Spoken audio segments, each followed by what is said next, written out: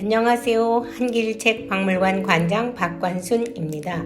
한길책박물관은 1700년대와 1800년대 유럽의 아름다운 그림책을 소장하고 있습니다.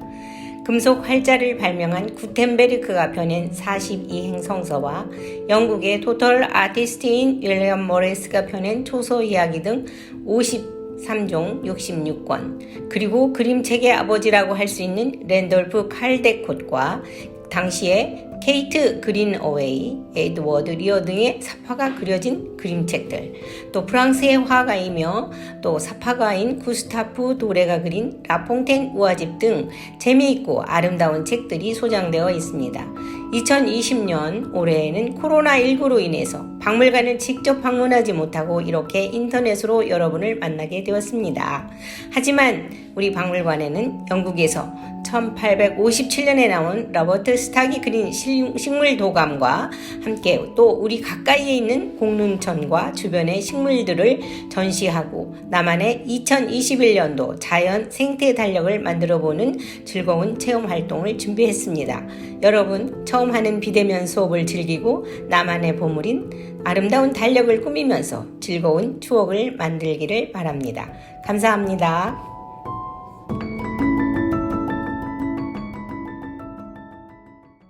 안녕하세요, 여러분. 여기는 한길책박물관입니다.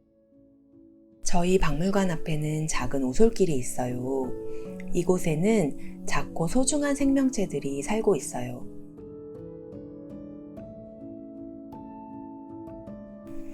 이 자연과 더불어 지어진 박물관은 2006년 12월 완공된 이래 16세기에서 19세기 유럽의 귀중한 고서들을 소장해 전시하고 있습니다. 저희 박물관 1층에는 그림책의 탄생 전시가 있습니다.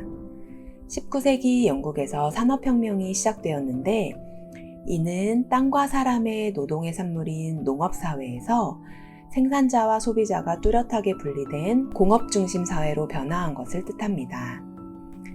산업혁명을 통해 자본가가 등장하고 중산층이 성장했어요.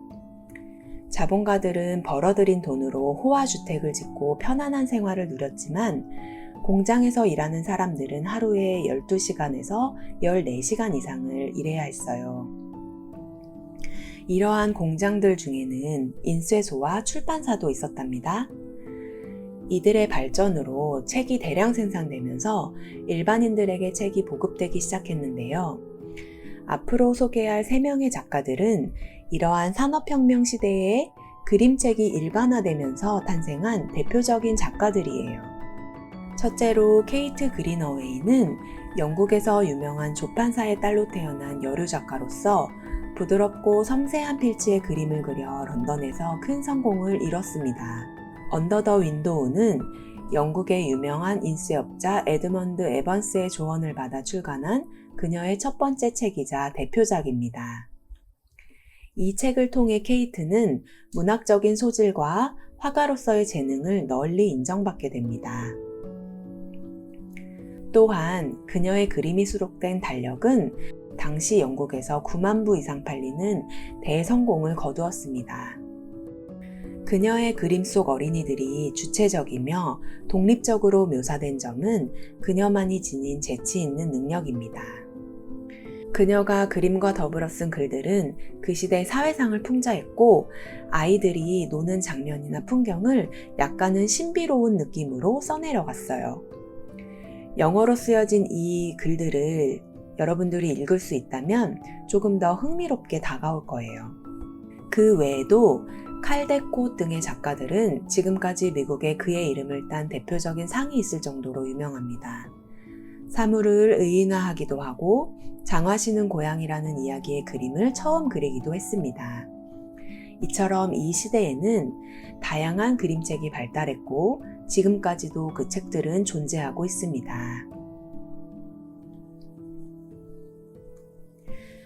한길책 박물관에는 또한 고흐, 귀스타프 도레, 윌리엄 터너, 마티스, 훈데르트 바서, 살바토르 달리 등 다양한 작가들의 작품집과 화집이 소장되어 있습니다. 자, 두 번째 작가는 윌리엄 모리스인데요. 18세기 말 영국에서 일어난 산업혁명을 반대했습니다. 윌리엄 모리스는 핸드메이드 작업이 기계에 의해 대량 생산으로 바뀌면서 물건의 품질이 저하되고 획일화되는 것에 불만이 있었습니다.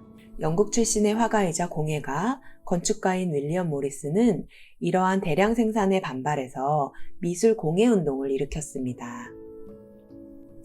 하지만 그는 평소 굉장히 괴팍한 성격으로 술 마시는 것도 좋아하고 화도 잘 내는 성격이었다고 해요. 많은 사람들을 거느리며 킴스코 프레스를 경영해서 전부 수작업으로 책을 만들었습니다. 킴스코 프레스는 현재 영국에서 일반인들도 관람할 수 있는 명소가 되었습니다. 윌리엄 모리스는 다양한 식물과 동물에서 모티브를 얻어서 디자인으로 표현하기에 이르렀습니다. 그래서 그의 모든 작품에는 식물에 대한 패턴이 주로 이루어져 있습니다. 윌리엄 모리스는 이 자연화 패턴들을 실내 장식에 도입해서 새로운 표현 기법을 창시했습니다. 특히나 짙은 파랑과 빨강을 반복적으로 사용해서 자신만의 디자인을 완성했는데요. 전통적인 색상을 재현하고 싶었던 모리스는 당시 기계로 제조한 방식을 버리고 식물에서 추출한 염료로 인쇄와 염색을 하는 등 오래된 기술을 부활시켰습니다. 모리스는 몇 년 동안 남색 만드는 방법에만 빠져들었는데요. 1881년에 마침내 남색 만드는 기법을 완성했습니다. 그 결과 그의 다양한 디자인과 다양한 표현 기법들은 지금까지도 꾸준히 사랑을 받고 있습니다. 윌리엄 모리스가 말했습니다. 내게 가장 중요한 예술 작품, 그리고 가장 갈망하는 것이 무엇이냐고 묻는다면 그것은 아름다운 집이라고 대답할 것이다. 그 다음으로 가장 중요한 예술 작품이 무엇이냐고 나에게 묻는다면 그것은 아름다운 책이다. 에드워드 번 존스는 초서 저작집 하나로 그의 작품 전부를 대변해도 좋을 것이라고 말했습니다. 저희 한길책 박물관에 소장된 초서 저작집은 세계에 몇 권 없는 희귀한 본입니다.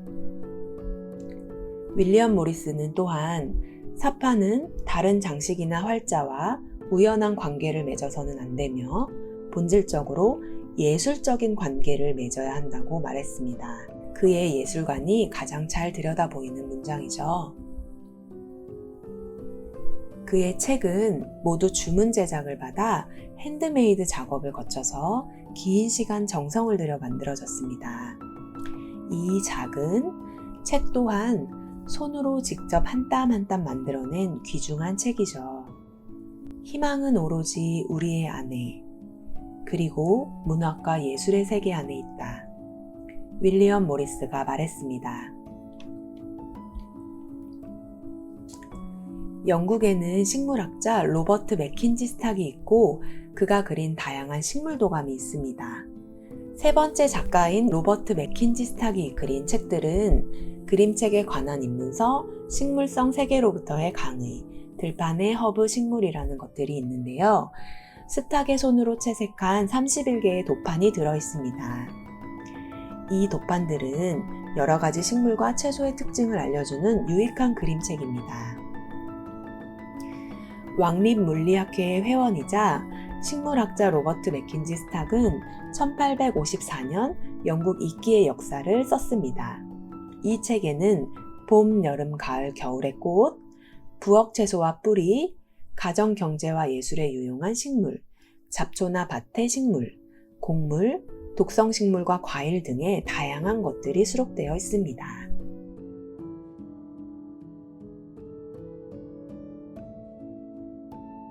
한길책 박물관에서는 또한 공릉천과 들판의 식물이라는 전시를 진행하고 있는데요. 우리 친구들은 이곳에서 자라난 식물들을 활용해서 앞으로 자연화도 그리고 글쓰기도 연습해보는 시간을 가질 수 있을 것 같아요. 공릉천은 강물과 바닷물이 만나는 지점에 있는 강으로 독특한 생태계가 형성되어 있습니다. 따라서 생태적 가치가 높고 우수한 습지 경관이 보전된 지역입니다. 이곳에 독특한 삶의 구조를 가진 생명체들을 한번 살펴볼까요? 첫 번째는 꼬리 명주 나비입니다. 이 나비는 지방울 덩굴 없이는 못 살아요. 먹이 식물이 사라지면 살 수 없지요. 두 번째는 방울실 잠자리예요. 하트 모양으로 사랑을 나눠요. 서로를 향해 비행하다 하트를 만들면 사랑을 나눌 수 있습니다. 세 번째는 쇠백로예요. 백로 중에서 가장 크기가 작아요. 하천 가장자리에서 노란 발을 흔들면 물고기가 놀라 움직이고 그때 잡아먹을 수 있어요. 수컷의 머리에 꼬랑지가 길게 늘어지면 번식기가 다가온다는 신호예요. 네 번째는 황로예요.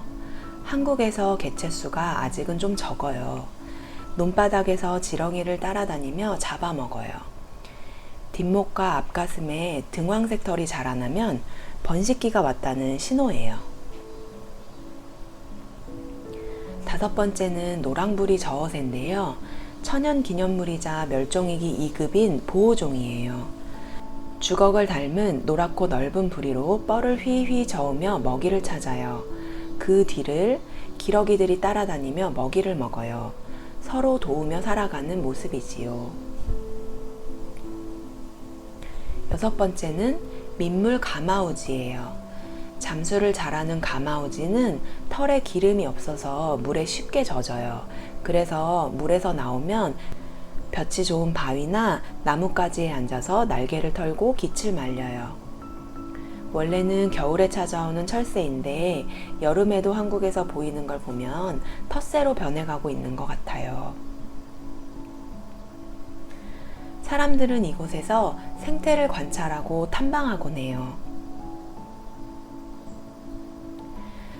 자, 물고기와 참개 같은 다른 생명체도 한번 찾아볼까요? 흰줄 납줄개는 혼인 때가 되면 몸속에 하늘색과 분홍색이 올라오고 색이 예쁘게 변해요. 얕은 하천이나 연못에서 모여 살아요. 수컷의 몸에 다홍색이 나타나면 암컷과 번식해서 민물 쪽에 몸속에다가 산란을 해요. 참개도 있는데요. 참개는 바다가 가까운 하천에서 살아요. 그래서 공릉천에 있겠죠? 사람에게는 임금님 수라상에 올라갈 정도로 정말 귀한 음식이 돼요. 공릉천과 들판의 식물 전시는 한길책 박물관 3층에 펼쳐져 있습니다. 그림, 사진, 책 등 다양한 모습으로 준비되어 있어서 다채로운 관람이 가능하니 추후에 관람하러 오시면 좋겠습니다.